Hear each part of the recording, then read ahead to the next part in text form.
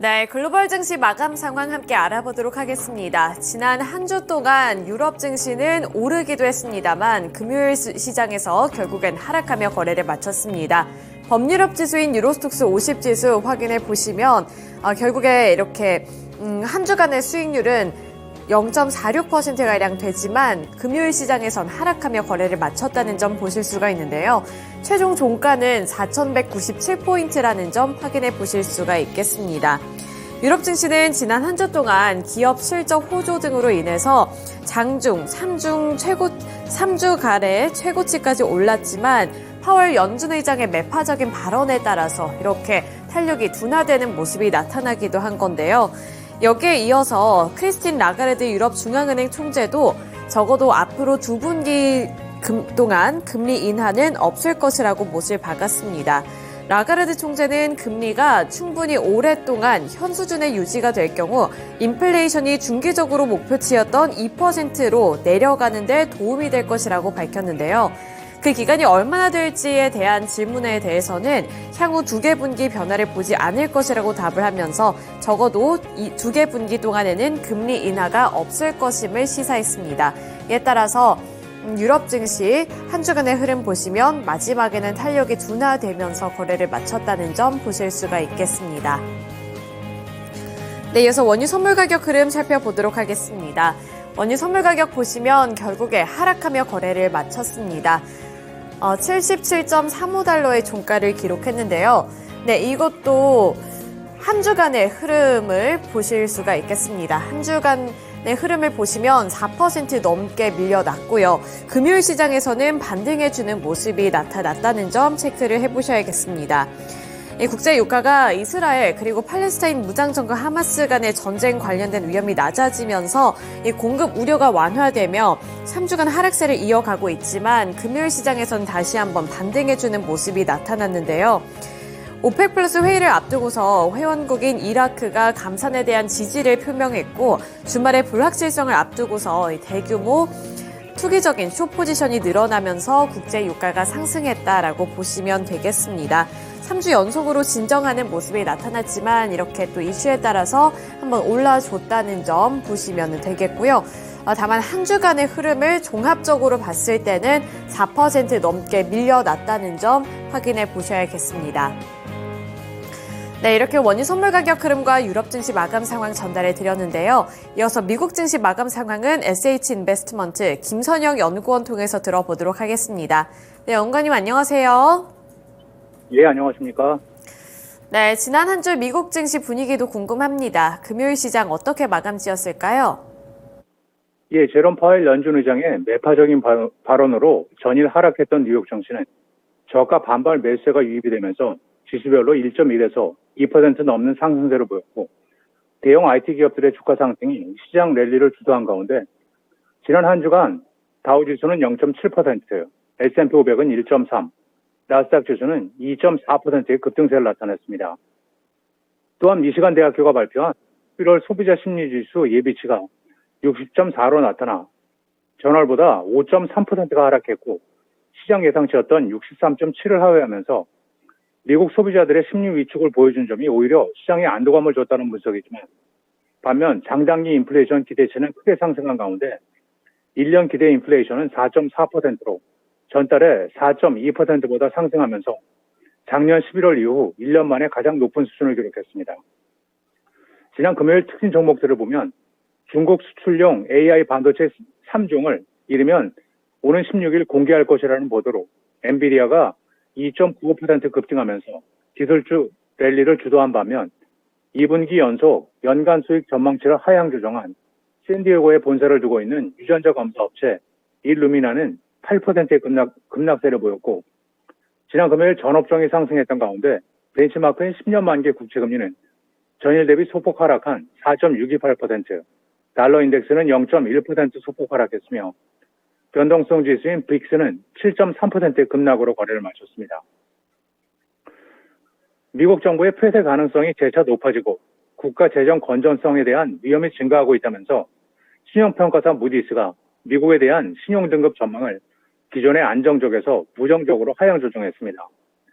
무디스는 지난 금요일 증시 마감 후 미 재무부의 무담보 장기 채권 신용 등급을 AAA로 유지하면서도 신용 등급 전망에 대해서는 한 단계 강등했고 채권 수익률이 높아지는 상황에서 미국 정부가 지출을 줄이거나 수입을 늘리기 위한 효과적인 재정 정책 조치가 없다면서 미국의 재정 적자가 매우 큰 상태로 부채 감당 능력이 크게 악화될 것이라고 지적했습니다. 무디스는 또한 정치권 내 정부 예산안에 대한 이른바 벼랑 끝 전술 문제에도 문제가 있다면서 미국 의회 정치적 양극화가 계속되면서 차기 정부가 부채 감당 능력을 키우기 위한 재정 계획을 마련하지 못할 위험이 커진다고 분석했는데요. 그럼에도 불구하고 미국의 신용 등급은 AAA로 유지하면서 미국이 뛰어난 경제력을 유지할 것이라며 중기적으로 긍정적인 성장이 지속된다면 적어도 부채 감당 능력 약화에 대해서는 평가를 달리할 수 있을 것이라고 여지를 뒀습니다.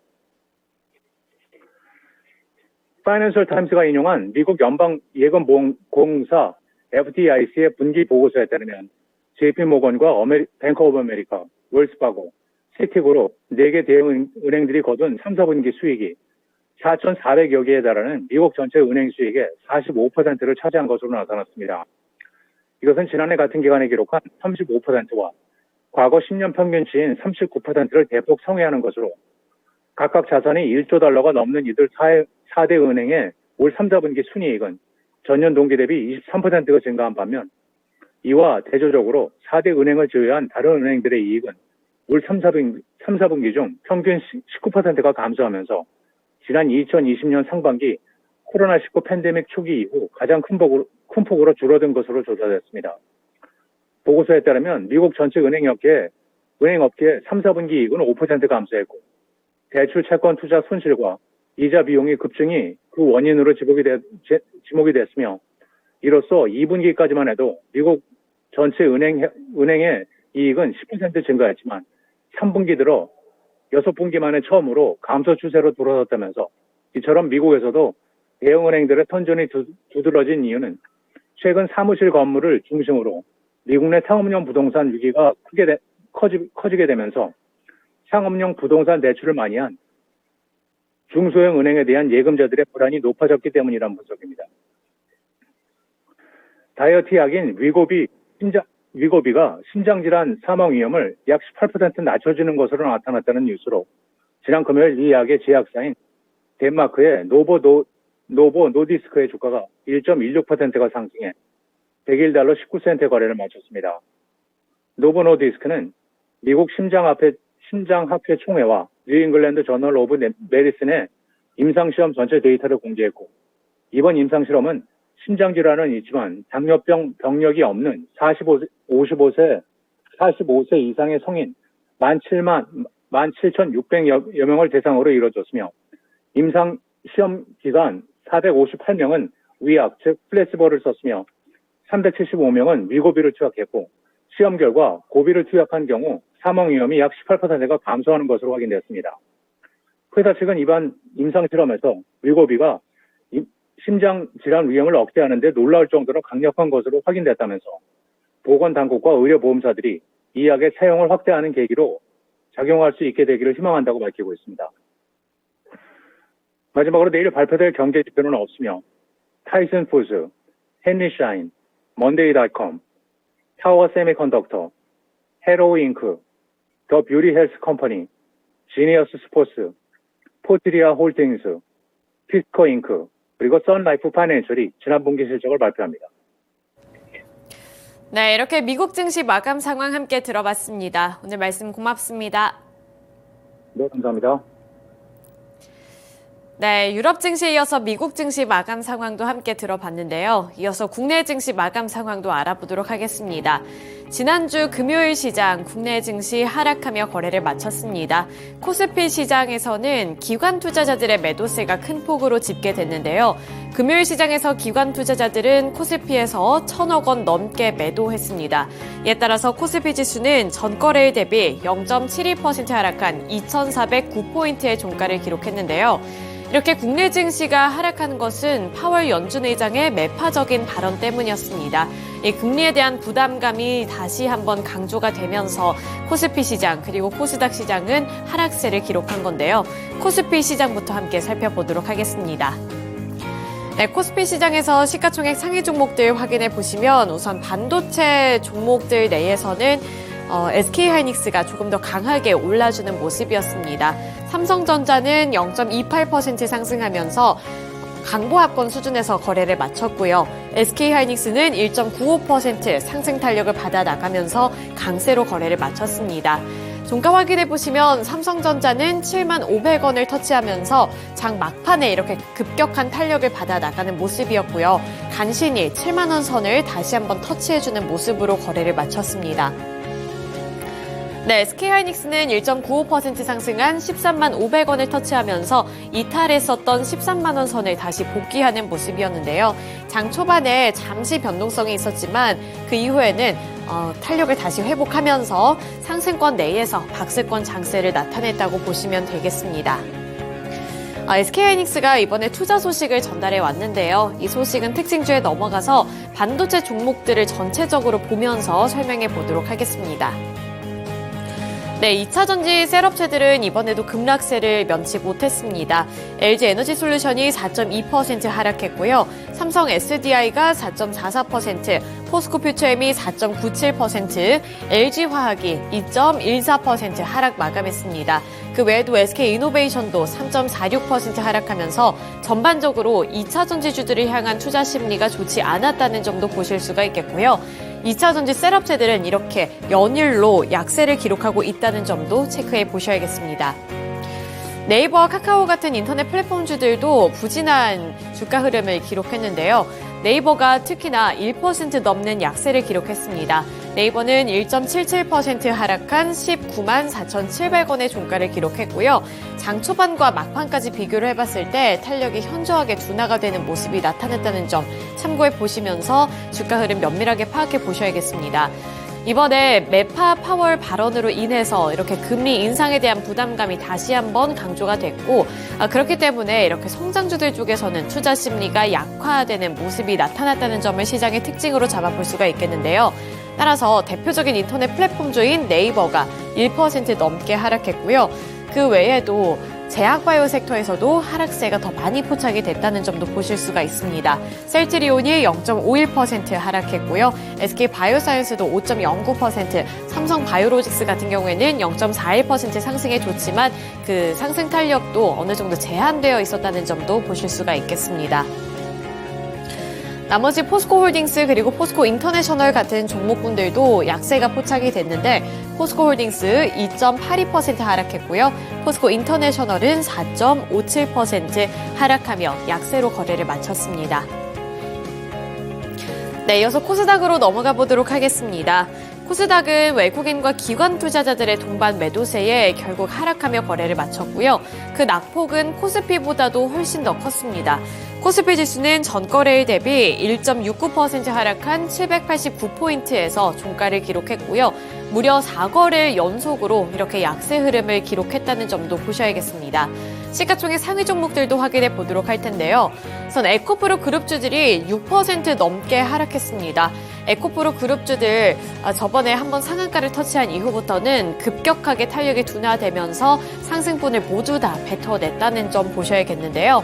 에코프로 BM이 6.24% 하락한 23만 3천 원을 터치하면서 결국엔 다시 23만 원 선까지 밀려 내려갔습니다. 장 초반에는 그래도 24만 원 선이라도 간신히 지키려는 모습이 나타났지만 지지해주지 못하고 23만 원 언저리까지 내려왔다는 점 보셔야겠고요. 에코프로도 6.04% 하락한 68만 5천 원을 기록하면서 결국에 70만 원 선을 다시 내어줬습니다. 낙폭은 더욱더 키워지는 모습이었고요. LNF도 4.95% 하락하면서 결국에는 14만 5,800원의 종가를 기록했다는 점 보셔야겠고요. 마찬가지로 장 초반에 비해서 마지막까지 이렇게 낙폭이 더욱더 깊어지는 모습이 나타났다는 점 보셔야겠습니다. 반도체 종목군들 보도록 하겠습니다. 반도체 종목군들 보시면 HPSB가 2.41% 상승했고요. ISC는 4.05%, 리노공업은 0.52% 상승했습니다. 이렇게 전반적으로 보면 혼조세가 나타났다는 점 보실 수가 있습니다만 이 안에서 특정 테마는 또 움직였다는 점 보실 수가 있는데요. AI 반도체 관련 종목들 쪽으로 일부 매수세가 유입됐다는 점 공통점으로 꼽아볼 수가 있겠습니다. 이 부분도 조금 뒤에 특징주 넘어가서 보도록 하겠고요. 금리에 대한 부담감이 다시 부각이 되면서 카카오 게임즈라든지 넥슨 게임즈, 펄어비스 같은 게임 섹터에서도 약세가 포착이 됐다는 점 보셔야겠고요. 포스코 DX는 1.94%로 소폭 상승해 줬습니다. 그리고 엔터주들 같은 경우에는 JYP 엔터테인먼트, SM은 하락세를 나타냈지만 YG 엔터테인먼트는 5.58%로 상승해주는 모습이 나타났습니다. 이번에 베이비몬스터가 데뷔할 수도 있다라는 기대감이 이쪽으로 유입이 되면서 YG는 5%대 강세를 나타냈다는 점 살펴보셔야겠습니다. 마지막으로 이제 제약바이오 섹터 확인해 보도록 할 텐데요. 알테오젠이 최근에 주가가 많이 밀려났고요. 며칠 연속으로 하락하는 모습이 나타났습니다만 금요일 시장에서는 저가 매수세 유입되면서 4% 넘게 올라줬습니다. 4.02% 상승한 64,700원의 종가를 기록했습니다. 네, 이렇게 대략적으로 코스피와 코스닥에서 시가총액 상위 종목들의 주가 흐름 함께 살펴드렸는데요. 이어서 특징 종목들로 넘어가 보도록 하겠습니다. 먼저 특징 종목으로 AI 반도체 관련 종목들 확인해 보도록 할 텐데요. 이 반도체 섹터 내에서도 AI 관련해서 그러한 반도체 기업들의 주가가 상승했습니다. 반도체 종목들이 다 같이 오른 것은 아니고 이렇게 특정한 섹터 내로 매수세가 유입이 됐고요. 따라서 한미 반도체가 7.8%, ISC가 4.05%, 하나 마이크론 같은 경우 5.23% 오르면서 33,200원의 종가를 기록했습니다. 이렇게 AI 반도체 관련 종목들이 오를 수 있었던 것은 SK하이닉스가 이 설비 투자를 증액한다라는 소식을 전해왔기 때문인데요. SK하이닉스의 내년 10조 원대 설비 투자를 진행한다는 소식에 이 관련 종목들 쪽으로도 기대감이 높아지는 모습이었습니다. SK하이닉스는 2024년 설비 투자로 10조 원 가량을 편성하겠다고 밝혔는데요. 올해 설비 투자 추정치인 6조 원에서 7조 원보다 무려 3조에서 4조 원가량 증가한 수준입니다. 최근 수요가 몰리고 있는 HBM 등 최첨단 반도체 설비 확충에 투자비를 집중할 계획이라고 밝힌 건데요. 여기서 한미 반도체와 하나 마이크론은 보다 직접적인 연관성을 갖고 있는 종목들입니다. SK하이닉스에 각각 반도체 장비, 그리고 반도체 패키징, 테스트 서비스를 공급하고 있기 때문인데요. 이 한미 반도체 같은 경우에는 HBM 생산 장비인 듀얼 TC 본더 등을 SK하이닉스 쪽으로 납품을 하고 있는 이력이 부각되면서 이렇게 AI 반도체와 관련한 소식이 나타날 때마다 동반 탄력을 받고 있고요. 그리고 나머지 하나 마이크론 같은 경우에도 SK하이닉스의 HBM 제작에 필요한 패키징 서비스를 제공 중에 있기 때문에 이러한 사실이 관련 종목으로 엮이게 했다는 점도 보셔야겠습니다. 이렇게 금요일 시장에서는 SK하이닉스의 설비 투자를 증액한다라는 소식에 관련 종목들이 급등했지만 그 안에서 한 가지 이제 또 공시가 나타난 부분은 체크를 해보셔야겠는데요. 한미 반도체가 금요일 시장에서는 이러한 호재에 힘을 입어 7% 넘게 상승해줬지만 장 마감 이후에 실적을 발표했습니다. 그런데 이 실적이 좋지 않았기 때문에 시간을 거래해서는 하한가를 달성하는 모습이 나타났다는 점 체크를 해보셔야겠는데요. 이 한미 반도체 같은 경우에는 올해 3분기 매출액이 311억 9,900만 원으로 전년 동기 대비 무려 61.2% 감소했다고 공시했고요. 같은 기간 영업이익도 91% 줄어든 29억 300만 원을 기록했다고 밝혔습니다. 이에 따라서 이 시간 외에서는 하락했다는 점 참고를 해보시면서 오늘 시장에서도 주가 흐름을 면밀하게 파악해 보실 필요가 있겠습니다. 네, 이어서 2차 전지주들 확인해 보도록 하겠습니다. 앞서서 코스피 시장에서는 2차 전지 셋업체들 일제히 급락했다는 점 말씀을 드렸는데요. 이렇게 2차 전지주들이 하락한 것은 앞서서 살펴드렸던 제롬 파월 연준 의장의 매파적인 발언이 있었고요. 그리고 수요 둔화 우려감에 따라서 계속해서 이 K 배터리 회사들이 속도 조절에 나서고 있다는 점도 주가에는 부담감으로 작용이 됐습니다. 특히나 LG 에너지 솔루션 같은 경우에는 이번에 포드 그리고 이 튀르키예 대기업인 코치그룹과 함께 합작법인을 설립하겠다는 MOU가 철회됐다는 소식도 악재로 작용이 됐다는 점도 보셔야겠습니다. 그리고 테슬라의 목표 주가 하향 소식도 투자 심리를 냉랭하게 만드는 분위기였는데요. 이 HSBC 쪽에서 테슬라의 CEO 리스크를 이유로 투자 의견을 매도로 책정을 했고요. 목표 주가를 146달러로 하향 조정하겠다고 밝혔습니다. 이에 따라서 2차 전지주들이 일제히 급락했다는 점도 시장의 특징으로 잡아볼 수가 있겠습니다. 네, 이렇게 특징주들까지 함께 알아봤고요. 지금까지 글로벌 증시 마감 상황이었습니다.